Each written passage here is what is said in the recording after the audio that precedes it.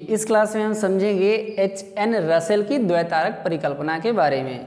Russell ने सौरमंडल की उत्पत्ति से संबंधित अपनी द्वैतारक परिकल्पना में बाइनरी हाइपोथेसिस में क्या बातें कही हैं उसको समझ लेते हैं। देखिए, रसेल ने कहा कि देखिए आदि काल में मतलब प्रारंभिक समय में, जब बहुत पहले की बात है, मतलब बहुत आदि काल में प्रारंभिक समय में सूर्य के दो साथी तारे थे। रसेल ने कहा कि सूर्य के समीप दो तारे थे, जिसमें से एक तारे की जो दूरी थी वह लगभग 283 करोड़ किलोमीटर के आसपास थी। मतलब कि जितना अरुण ग्रह वर्तमान में जितना अरुण ग्रह हमारे सूर्य के से दूर है, उतनी दूरी सूर्य के साथी तारे की थी। जैसे कि देखिए, रसेल ने कहा कि यह सूर्य है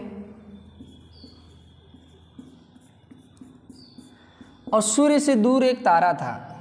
ठीक है, सूर्य से दूर एक ये तारा सूर्य हो गया और इससे दूर एक तारा था और ये तारा था सूर्य से दूर। ठीक है, और इस तारे के पास से एक बहुत ही बड़ा विशालकाय तारा गुजरा। इस तारे के पास से एक बहुत ही बड़ा विशालकाय तारा गुजरा। ठीक है, और इस तारे के प्रभाव में आकर के, ठीक है, ये जो दूसरा तारा था, सूर्य का साथी तारा था, ठीक है, इसमें ज्वारीय उभार उत्पन्न हुआ। इसमें क्या हुआ? ज्वारीय उभार उत्पन्न हुए इस तारे में। रसेल ने कहा कि देखिए आदि काल में प्रारंभिक समय में क्या था कि सूर्य के दो साथी तारे थे और सूर्य का जो एक साथी तारा था, जिसकी दूरी लगभग उतनी थी जितनी कि अरुण ग्रह की वर्तमान में सूर्य से है।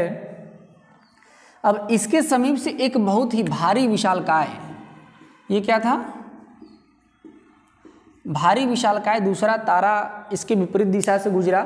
ठीक है, और इस तारे के इसके विपरीत दिशा से गुजरने के कारण इसमें ज्वार उत्पन्न हुआ। ठीक है, और इसका भाग बिखर गया। इस तारे का भाग जो है कि बिखर गया और दूर दूर तक फैल गया। इसमें से जो पदार्थ निकले, यही पदार्थ जो है कि ग्रह और उपग्रह बन गए और छोटे छोटे टुकड़ों में होने के कारण फिर इस सूर्य का क्या करने लगे? चक्कर लगाने लगे। तो बाइनरी मतलब द्वैतारक, दो तारों की परिकल्पना रसेल ने इस प्रकार से दी थी।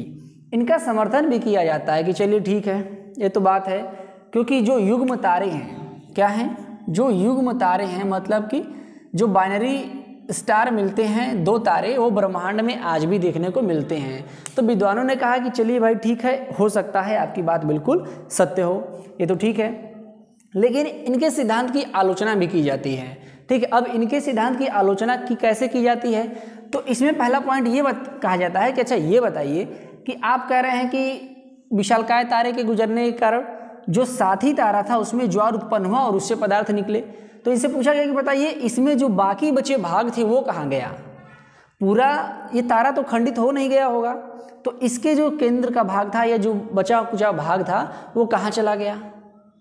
ठीक है, तो इस प्रकार से इसकी आलोचना की जाती है।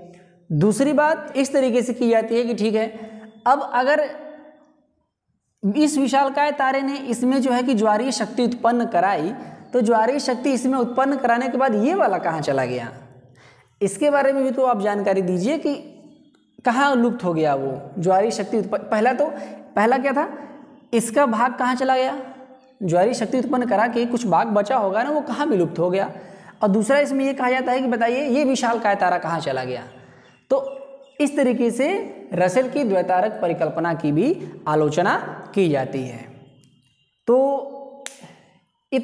मात्र इतनी सी जानकारी थी इसमें रसेल की द्वैतारक परिकल्पना में, बिल्कुल सीधे और साधारण शब्दों में। अगर आपको पसंद आए तो लाइक, शेयर और सब्सक्राइब जरूर करिएगा और कमेंट करके बताइए कि आपको क्लास कैसी लगी।